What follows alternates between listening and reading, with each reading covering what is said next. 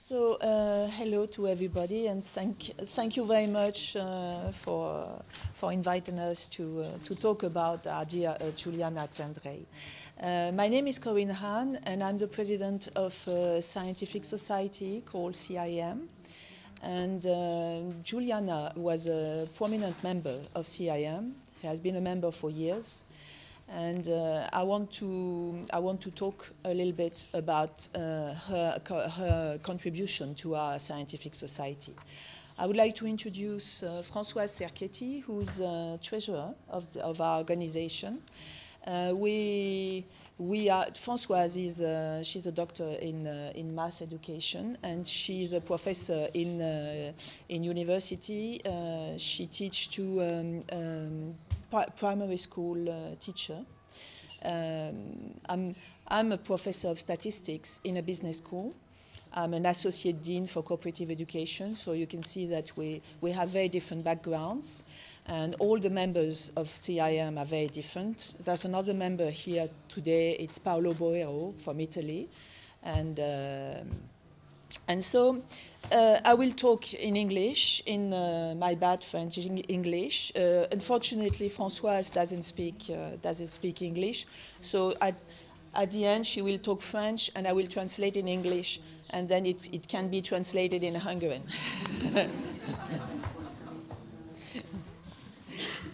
So before we start, I have to tell you a few words about CIM, because probably most of you don't know about us. CIM, as I said, is a scientific society that was created in 1950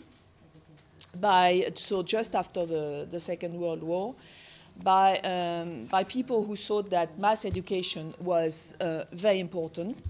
And they were also from very different backgrounds. Some of them were psychologists, math educators, mathematicians, philosophers, and they used to gather every summer in somebody's house and talk about math education. And then after a while, there were more and more people who joined them. And now our meetings, our conferences, gather 150 participants, and people from all over the world, and from very different backgrounds. Most of them are mathematics teachers or mathematics education researchers. And what is very important for us is that we organize that there is a friendly atmosphere where people can talk, exchange views, and try to work on the improvement of math education together. I mean, it's not a researcher who tell teachers what they have to do. It's not teachers who tell researchers, or you're too far from the real life. You don't know what's about to be in a classroom with real students. There are people who talk, who work together, and this is very important. So the commission is made of 40 co-opt members, mostly European, but we also have now members from South America and Australia and United States. So Juliana has been a member of the commission for a very long time, and I will tell you a little bit more about a contribution. Her first participation was in 1971. She was as a student of the famous Hungarian mathematician Tamás Varga. And at that time, Tamás Vargas had written a very entertaining but serious book in order to help students to understand logic, drawing on examples from daily life. I must say, Françoise and I had the same PhD supervisor, Josette Ada, who's a logician, and she was a very good friend of Julia. And I think we forgot, last years, we forgot a little bit about logic in mass education. And I think now it's coming back. This year, our conference will be about, the theme will be mathematics and realities, and one of the sub-themes will be about logic. So Juliana is, of course, a worthy successor to this great figure of Hungarian mathematics. In Budapest, we had a restricted meetings. It was dedicated to the memory of Tamás Varga, who died one year before. And Juliana was elected vice president of CIM. And she remains vice president until 1992. For many of us, and for me and Françoise in particular, Juliana is associated with the puzzles that were given to participants and very original Hungarian mathematical games. She always brought, during the conference, she always brought small games, and it was very, very interesting. So everywhere she was playing with these games, even in the restaurants, she was doing it all the time. Her work, the work which she presented during the conference was very original. As you know, she had a very strong mathematical background, but she always tried to make what she presented very accessible to everybody. And very often it was amusing. You must know that she had a lot of humor. And she helped people to have access to complex mathematical concepts such as knot theory, non-Euclidean geometry, etc. Using games always. In Berlin, in Berlin we had a very important conference about, the theme of the conference was mathematics education and common sense, the challenge of social change and technological development. And she gave a plenary about the influence of social and political changes on mathematics education. We often think that it has no influence, but of course, she claimed that it's not like this. In particular, she presented the situation of Hungary with, in the last 100 years, at least 6 fundamental changes. And she claimed that this has deeply influenced the education process, and she described how. And as I told you from the beginning, CIM members were philosophers, psychologists, and mathematicians. But from that on, I think Julia helped us to broaden our perspective. And we start to consider the influence of sociology. Now we have a sociologist from Spain in the commission.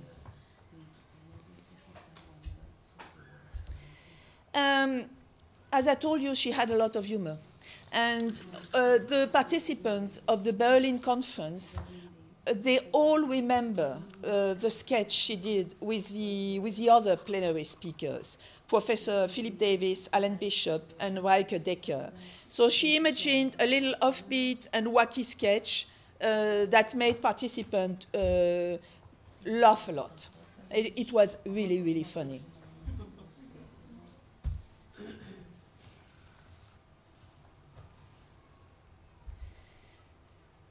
In Setúbal was in Portugal in 1997.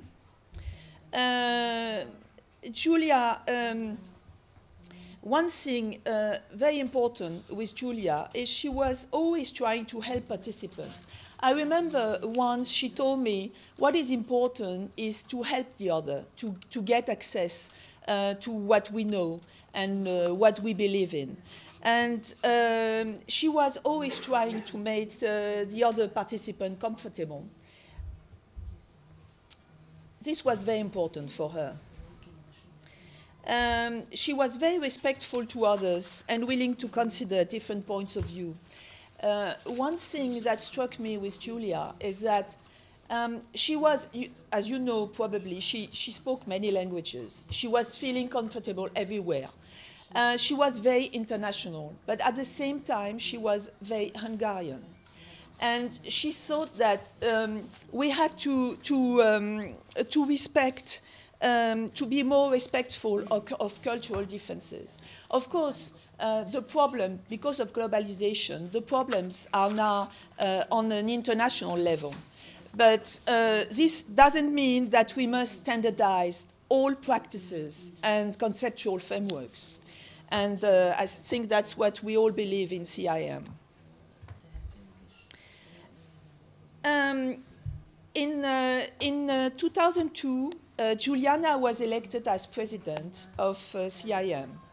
And during that time, she represents CIM at ICME. ICME is the International Commission on Math Education. ICME organizes every 4 years a big conference. I don't know, maybe 3,000 to 5,000 people attend these conferences.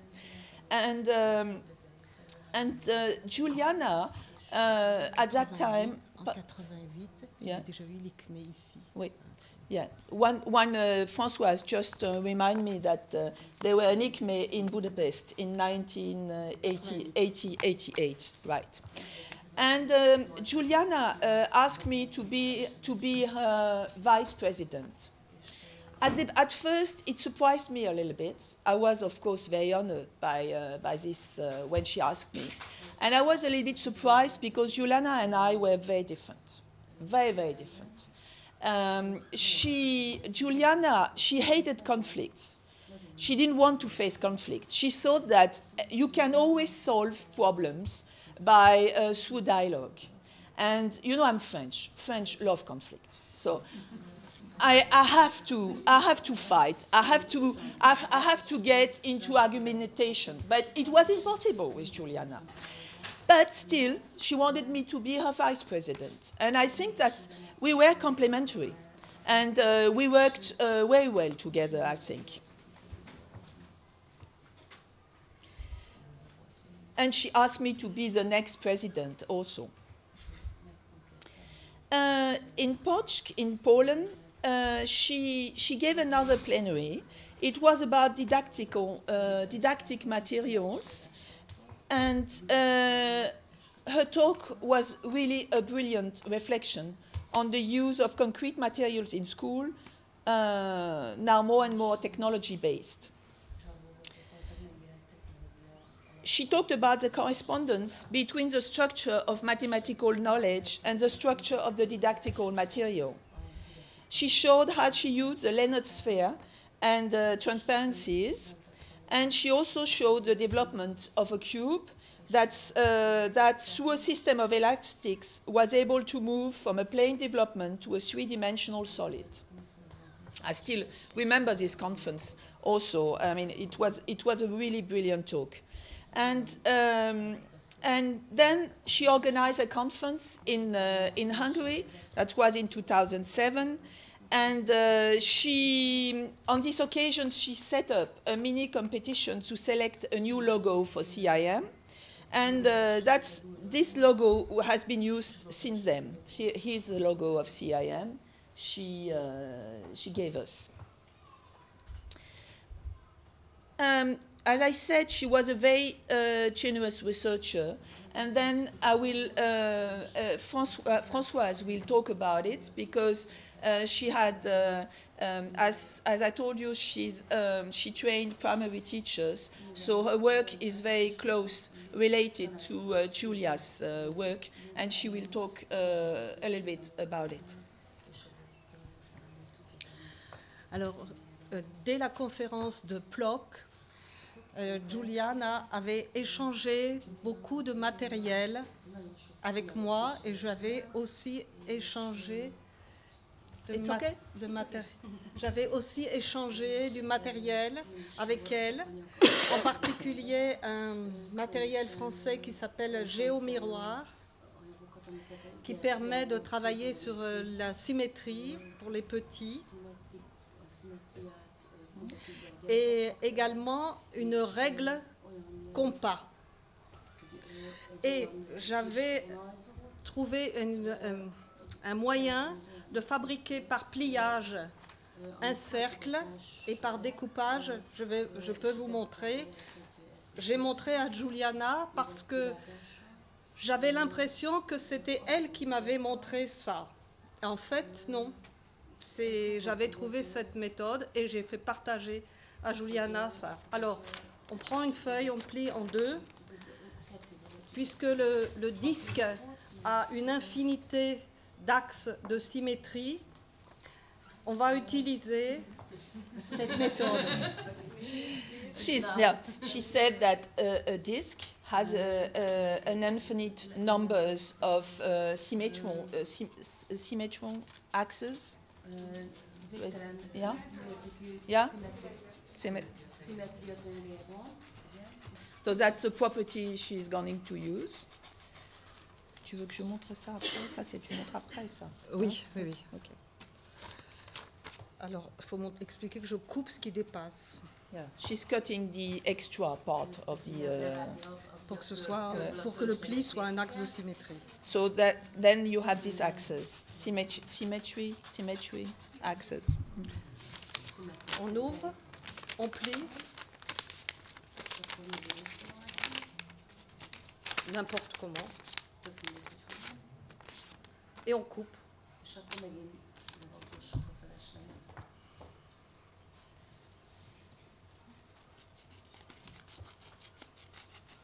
Tout ce qui dépasse. The instrument is very small, so it takes some time to do it. You know, on the plane, you're not allowed to bring a big one, so...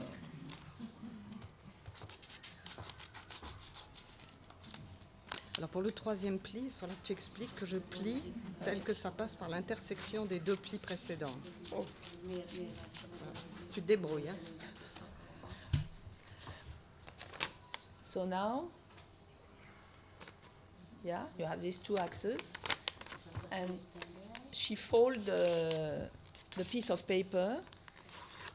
Comment tu dis? Qu'est-ce que tu dois faire?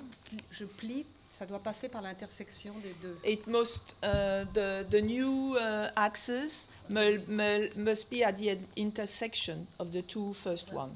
Et je recommence, je coupe. And she goes on cutting the paper, the extra bit of paper. We didn't prepare this, so it's new for me. So I have to translate.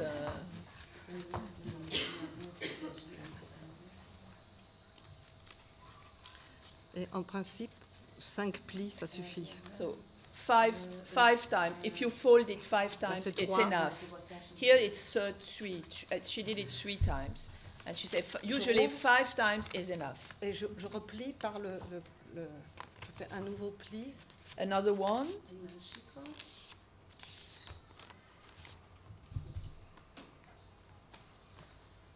Yeah. So that's the fourth time. C'est à peu près, hein, ça, je pense que ça. Yeah. À peu près. And the last one.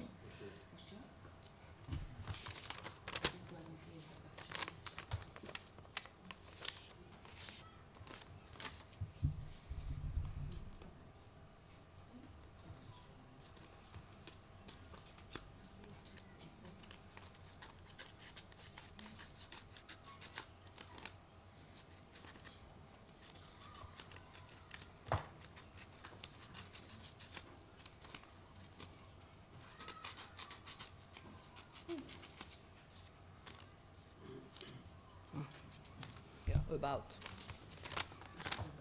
Yeah. Here it is. Alors, ensuite, nous avons, j'avais déjà constaté que Juliana était extrêmement astucieuse. Et quand nous étions à Church, en Pologne, pour un colloque de la CAEM, nous étions dans un endroit où Juliana était végétarienne. Et mon mari, moi-même et un autre professeur qui s'appelle Izzy Weinsweg avaient une nourriture spéciale.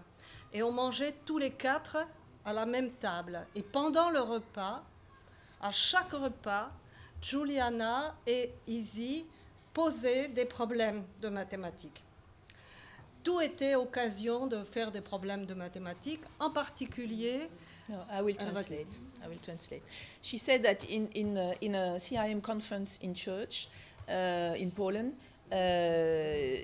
because Juliana was a vegetarian and they had special food, so they were always eating at the same table. Françoise, her husband Younes, and Juliana, and a colleague, an American colleague called Izzy Weinsweg, who was also a former member of the commission. And Juliana and Izzy were always posing mathematical problems and tricks all the time during the meals. Alors, un problème que Juliana nous a posé un jour à table, elle demande, est-ce que les femmes, vous savez combien d'objets contient votre sac à main? C'est la question qu'on peut vous poser. Est-ce que, mesdames, vous savez combien d'objets exactement contient votre sac à main? Et comme on ne savait pas, elle a donné une fourchette. Est-ce que c'est moins de 100, plus que 100? Et c'est un problème, faire l'inventaire de tous les objets qu'on a dans son sac à main. Je ne sais pas si quelques personnes sont capables de dire combien d'objets différents on a dans son sac à main. C'était un problème. Non. Et Izzy Weinsweg, il y avait un paravent qui nous séparait avec des carreaux comme ça, mais il y avait beaucoup de carreaux en escalier, et il nous a posé la question, est-ce que vous pouvez dire trouver une méthode pour dire combien de carreaux sont composés ce paravent? Et tous les jours, c'était un nouveau problème.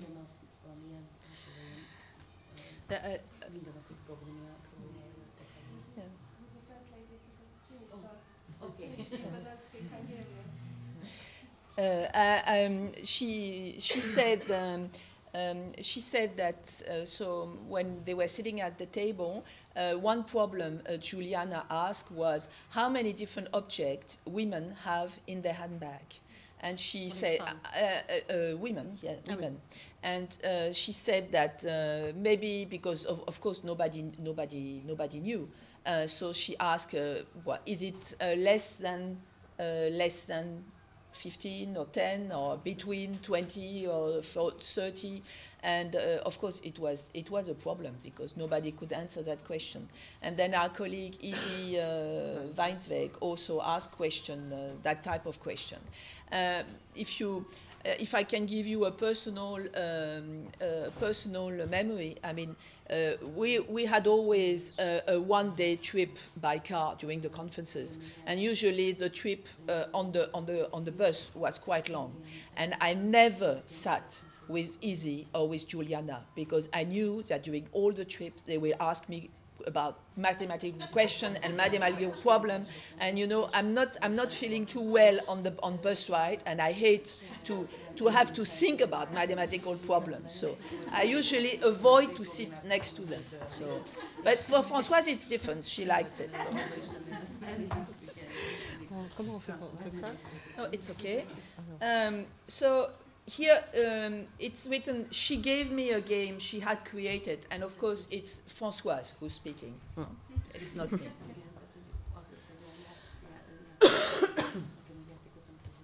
Ça c'est marqué en haut. D'accord. Donc je peux le dire en français, ça n'a pas d'importance. Elle m'a donné un jeu, le voilà. C'est le jeu qu'elle avait fabriqué, conçu, imaginé.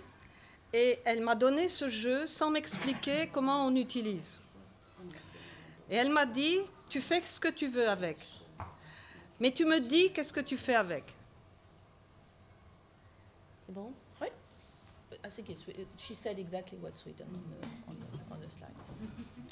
En fait, ces pièces sont en double. il y a 2 pièces de chaque.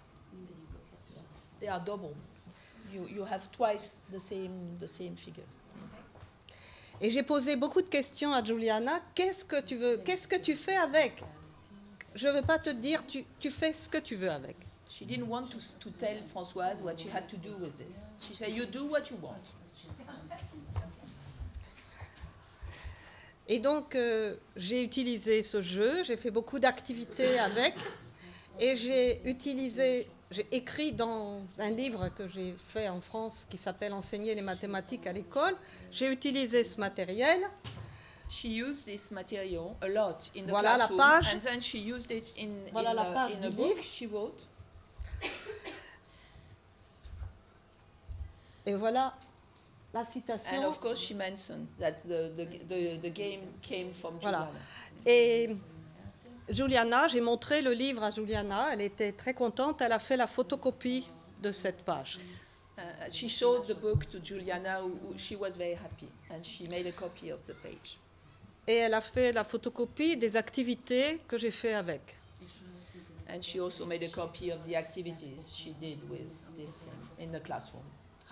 The way she used it in the classroom. Et ce matériel est dans un CD-ROM dans le livre, si bien que beaucoup d'étudiants, beaucoup de professeurs peuvent utiliser ce jeu de Juliana maintenant dans leur classe. Many teachers and students use this game from Juliana in French classrooms.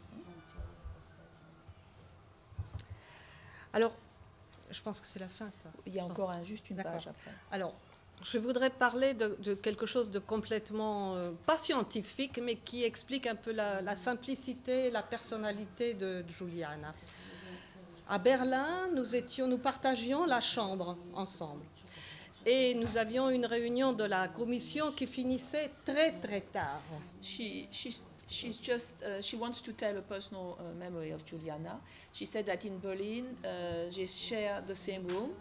And they had a commission meeting usually last a long time, and it was very late. Et quand la réunion est terminée, tout était fermé, il n'y avait pas possibilité de manger quelque chose. Et j'avais apporté une boîte de salade de thon. There were nothing to eat at the end of the day, no place to get something to eat, and they were starving. Et nous avons ouvert la boîte de thon dans la chambre, après l'avoir chauffée dans l'eau chaude du lavabo. She had bought a box of tuna salad from France, and they put it in the hot water in the sink to warm it a little bit, and then they had difficulty to open it because they had nothing to open it. Et ensuite, nous avons mangé la salade avec les doigts. And they eat together the salad with the hands, with the fingers. Voilà. Et une autre fois à Berlin, nous avons eu encore un problème pour la nourriture et nous avons dîné avec, mangé, la seule chose que nous avions, une pomme dans le sac à la suite d'une, comment on peut dire, un peu difficile, buffet. And another evening, they had only one apple for both of them, and they shared the apple.